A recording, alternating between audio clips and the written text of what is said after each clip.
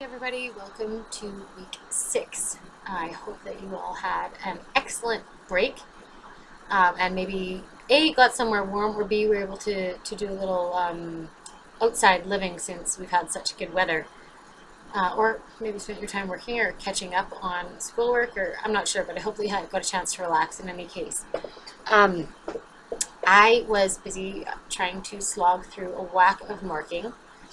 So I'm making my way through your papers slowly. I was sitting on about 200 papers, so I'm still, a week wasn't quite long enough for me to get all of that marking done, shockingly enough. So I am slowly making my way through. I appreciate your patience. Um, if for whatever reason this, happened with the first round of papers, so just from here on out, if you happen to have some kind of a problem getting it submitted through Turnitin, just email it to me. If for whatever reason you're late and you can't get it turned in on time, just email it to me.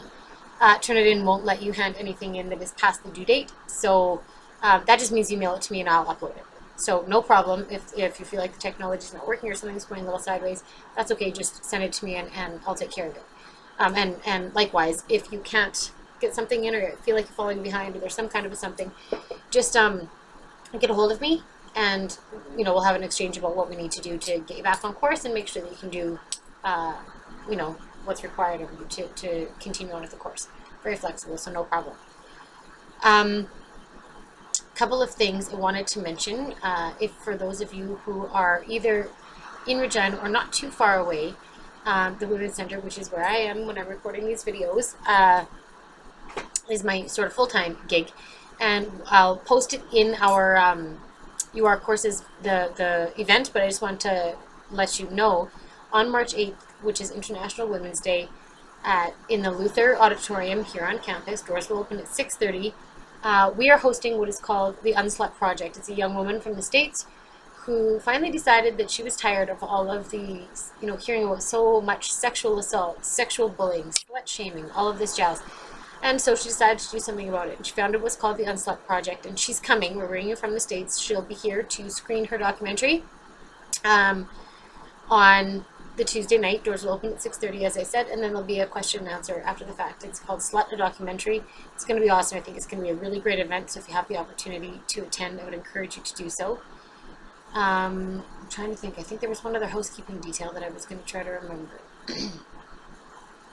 Okay, well, in any case, if it comes to me, then I'll let you know. Just a few sort of quick words so that I can get back to your marking on your reading for this week and this sort of idea about, language and what it means, kind of, and the set of ideas that we attach to things and the ideology behind things, how this comes to represent more than what it actually is and is taken for truth or an actual substantial thing.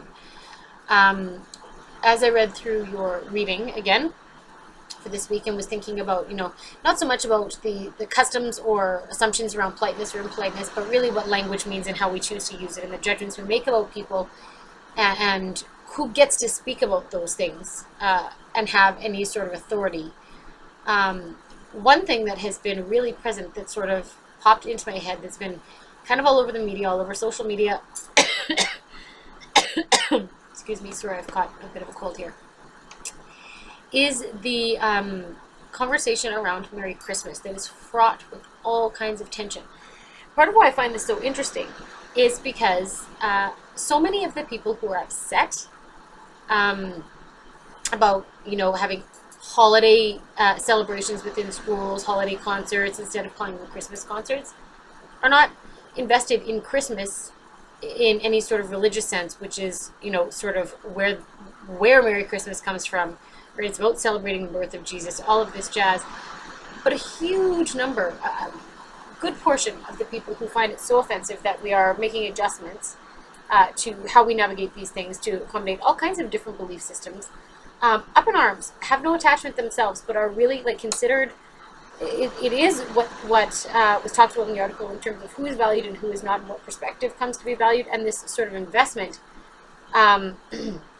that both Lakoff and Truss, as Mills discusses, have in belonging to a particular group that shouldn't have to change, that shouldn't have to accommodate, that that shouldn't necessarily have to evolve, I suppose.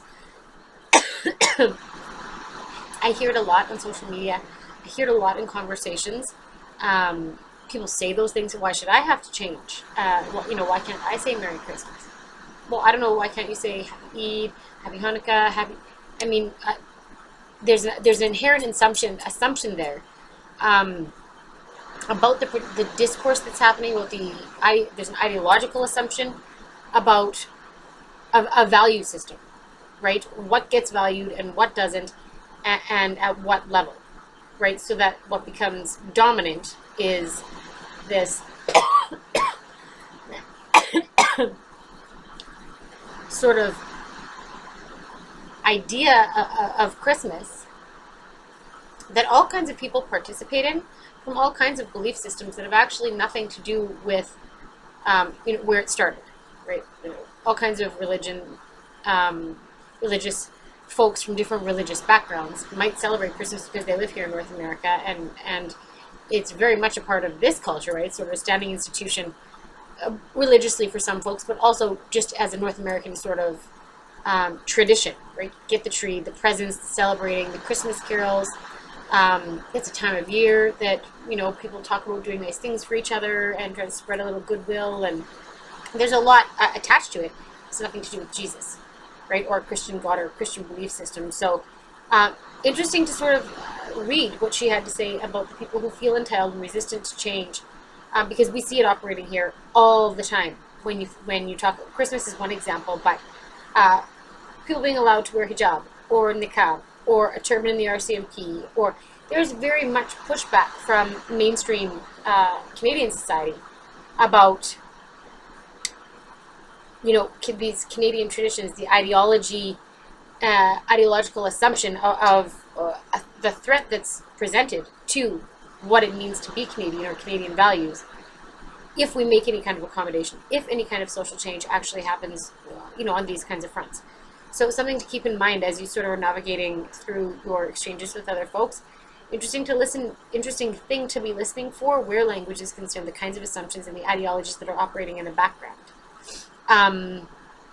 There was one other, and I wrote it down at home, and now I feel like I got here and I have forgotten, mostly because I'm coughing maybe.